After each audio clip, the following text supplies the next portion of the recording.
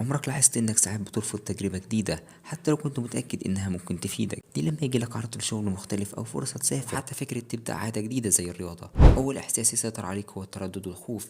الغريب ان ده مش بيحصل معاك لوحدك، ده جزء عميق من طبيعة الانسان، وده اللي العلماء بيسموه resistance to change او مقاومة التغيير. والسؤال هنا، لو التغيير طبيعي ومفيد ليه بنخاف منه؟ والاغرب ازاي التكنولوجيا بتستغل الخوف ده لصالحها. لو رجعنا في السنين لورا هنلاقي إن البقاء كان هدف الإنسان الأساسي.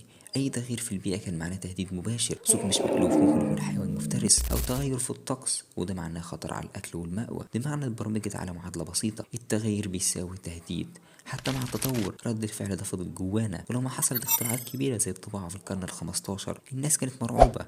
رجال الدين وقتها قالوا إن الكتب المطبوعة ممكن تفسد العقول. نفس السيناريو ده حصل مع العربيات، أول ما نزلت الشوارع ناس كتير قالت دي حاجة خطيرة وهتموتنا، لكن النهاردة الكتب والعربيات بقت جزء من حياتنا اليومية.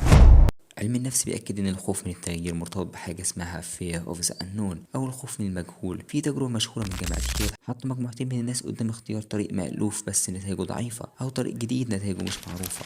أغلب المشاركين اختاروا الطريق المألوف حتى وهو أقل فايدة. وفي دراسة من هارفارد بزنس ريفيو بتقول إن أكتر من 70% من مشاريع التغيير في الشركات بتفشل، وده مش عشان الخطة وحشة لكن عشان الناس رفضوا يغيروا أسلوب شغلهم. كمان جامعة ستانفورد عملت بحث عن الكومفورت زون.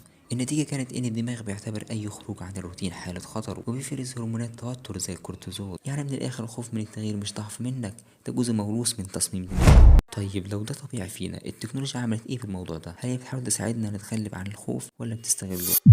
لو بصينا حوالينا هنلاقي إن أي تكنولوجيا جديدة بتمر بنفس الدورة. في البداية رفض وخوف، بعدين تجربة محدودة، وأخيرا اعتماد كامل. الإنترنت مثلا في التسعينيات ناس كتير كانت شايفة إنه وقت ضايع أو حاجة مش نافعة، دلوقتي حياتنا كلها مربوطة بيه. الذكاء الاصطناعي نفس القصة، أول رد فعل هيسرق شغلنا، هيتحكم في حياتنا، لكن النهارده معظم الناس بتستخدمه في الشغل، الدراسة، حتى القرارات اليومية. الأغرب إن الشركات الكبيرة عارفة إننا بنخاف من التغيير وبتسوق لمنتجاتها بطريقة ذكية جدا. يقول لك جرب النسخة البسيطة الأول اللي هي الفري ترايل، ويحط خطوة صغيرة بره الكومفورت زون، وبعد فترة تلاقي نفسك غرقان جوه المنظومة.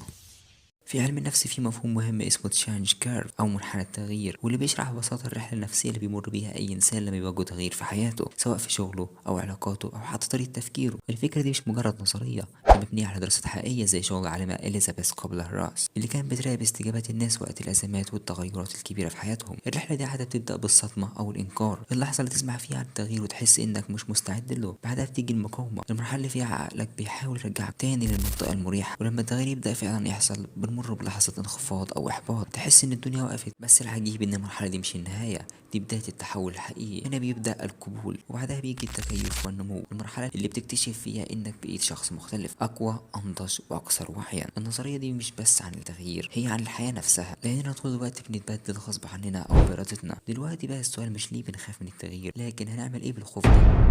التغيير دايما صعب لأنه بيفرض علينا نسيب اللي نعرفه ونمشي في طريق مش شايفين نهايته، بس الحقيقة إن الثبات هو الأخطر، لأنك لما ترفض تتغير أنت فعليا بتتراجع من غير ما تحس. التاريخ كله مكتوب بالناس اللي خافوا لكن اتحركوا برضه، من أول اللي اكتشفوا النار لحد اللي اخترعوا ال AI كلهم خافوا من الجديد بس اختاروا يجربوا، والنتيجة إن العالم اتغير للأبد. يمكن التغيير اللي قدامك دلوقتي هو نفسه اللي يعيد تعريفك، بس مش هتعرف إلا لو خطيت أول خطوة، لأن التغيير مش ضدك، هو جاي يعلمك، يطورك، ويوريك فين النسخة اللي كنت دايما بتدور عليها. يمكن التغيير ما كانش عدوك اصلا، يمكن هو البوابة اللي لازم تعبرها عشان تلاقي نفسك الحقيقية. هو مش اشارة توقف، ده دليل انك واقف على باب جديد، كل خطوة بعد كده ممكن تغير حياتك. كل مرة تحس بيها بالخوف افتكر انك مش بتبعد عن الحقيقة، بالعكس انت اقرب ليها من اي وقت قبل كده.